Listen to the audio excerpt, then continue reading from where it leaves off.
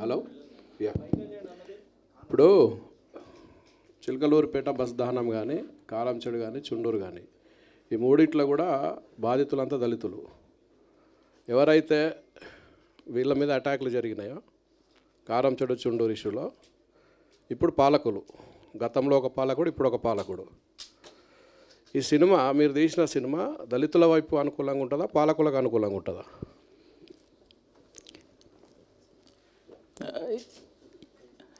Human rights వైపు అనుకూలంగా ఉంటుంది. నేను అన్నది హ్యూమన్ రైట్స్ గురించి కాదు.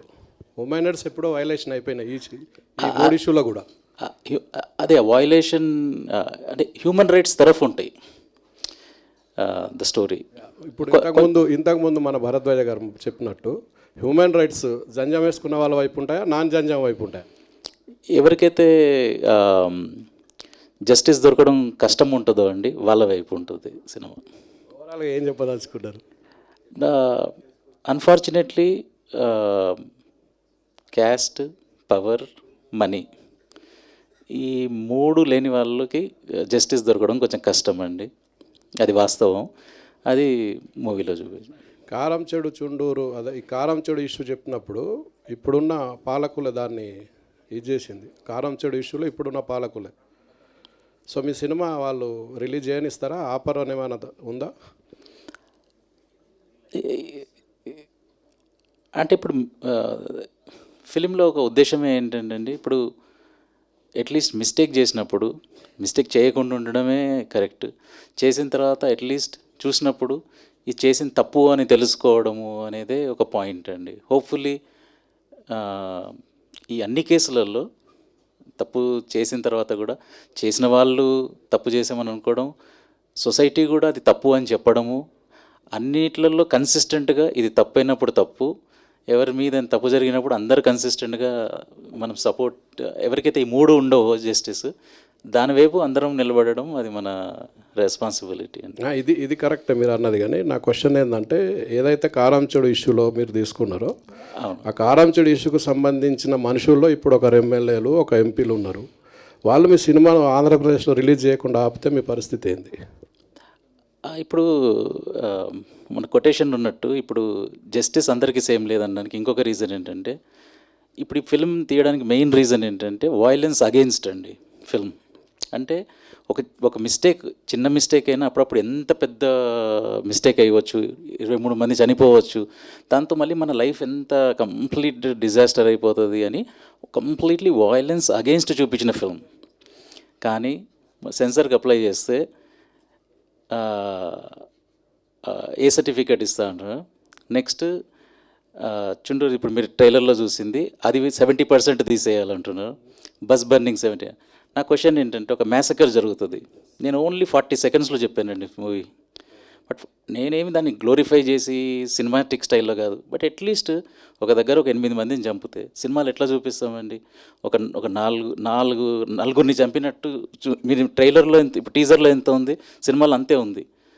కానీ దాంట్లో గ్లోరిఫై చేయట్లేదు నేను. వైలెన్స్ జరిగింది, అది ఇట్లా చేశారు వీళ్ళు, అంతకన్నా సాఫ్టర్ వేలో చెప్పలేము. ఇంకా ఇది 70% తీసేయాలంటే సినిమాలో ఏముంటుందండి? ఒకవైపు ఒక ఫిలిమ్స్లో నరుక్కుంటూ పోతున్నారు, నాకు సంబంధం లేదండి. I'm not judging those films. దానికి చూసే వాళ్ళు ఉన్నారు, చేసే వాళ్ళు ఉన్నారు, డబ్బులు వస్తున్నాయి, అవి గ్లోరిఫై చేస్తున్నాయి వైలెన్స్. అవిటికి ఎట్లా వస్తున్నాయి, యూఏ ఎట్లా వస్తున్నాయి, అవిటికి కట్స్ ఎందుకు ఉండట్లేదు? దీన్ని నేను 20 ఇయర్స్లో వైలెన్స్ అగెయిన్స్ట్ తీసిన ఫిల్మ్ ఫస్ట్ ఫిల్మ్. మిగతా ఫిలిమ్స్లో హీరో గ్లోరిఫై చేస్తున్నారు వైలెన్స్, పబ్లిక్ చూస్తున్నారు, పబ్లిక్ చూసే వరకు అవి మూవీ తీసే వాళ్ళు ఉంటారండి. ఎవరిది నేనేం జడ్జ్ చేయట్లేదు, వాళ్ళు చూసుకుని నాకు ఇంట్రెస్ట్ లేదు, బట్ చూసే వాళ్ళ ఇంట్రెస్ట్ నాదే.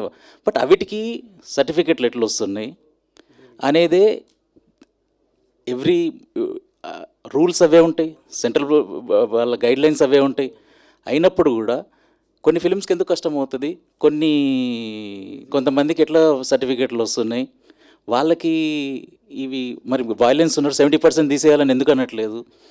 ఇక్కడ బస్ బర్నింగ్ మీరు ఎంత చూసారో సినిమాలో అంతే ఉంది, కానీ బస్ బర్నింగ్ జరిగిందండి, జరిగినట్టు చూపిస్తున్నా. దాంట్లో ఏమి వైలెన్స్, కాలిపోయి శవాలు అట్లాంటిది ఏం చూపించట్లేదు. సాఫ్టెస్ట్ వే ఇంకొకటి మ్యాసెకర్ కూడా 40 సెకండ్స్లో జస్ట్ చిన్నగా వచ్చేసి 4 అది మరి 8 మందిని ఎట్లా నరుకుంటారు వాళ్ళు? నేను అంతే వైలెన్స్కి వెళ్ళలేదు, అవసరమే ఉంచి కన్వే చేస్తే చాలనేది. కానీ కన్వే చేసింది కూడా సో ఇప్పుడు ఎవరు రూల్స్ సేమ్ అండి, సెంట్రల్ అది వాళ్ళ బోర్డుగా ఒక గైడ్ లైన్స్ ఉంటుంది, ఎవరు ఎన్ఫోర్స్ చేస్తున్నారు? కొన్నిటికి ఈ ప్రాబ్లం ఎందుకు? సో ఎగ్జాక్ట్లీ ఫిలింలో కూడా మేము క్వశ్చన్ అడిగినారు, constitution same, laws same, interpretation different, కొంత ఇంప్లిమెంటేషన్ డిఫరెంట్. ఎట్లా కన్వీనియంట్గా అని అంటే ఈ 3 ఉన్న వాళ్ళకి అన్ఫార్చునేట్లీ దొరకదు. ఈ 3 ఇన్సిడెంట్లకు కూడా బొజ్జ తారకము, కేజీ సత్యమూర్తి, కత్తి పద్మారావు లాంటి వాళ్ళు నాయకత్వం వహించారు. వాళ్ళ క్యారెక్టర్స్ ఉంటాయా మీ సినిమాలో? ఈ కాంట్రిబ్యూషన్ చేసిన వాళ్ళందరివి ఎక్కడో ఒక దగ్గర మీకు కనిపిస్తుందండి. అంటే ఫర్ ఎగ్జాంపుల్ సత్యమూర్తి సార్ రాసిన పోయిటరీ అవన్నీ ఏదైతుందో అది మీకు కొంచెం పోయిటరీ వస్తుంది, ఫోర్స్డ్గా ఉండదు.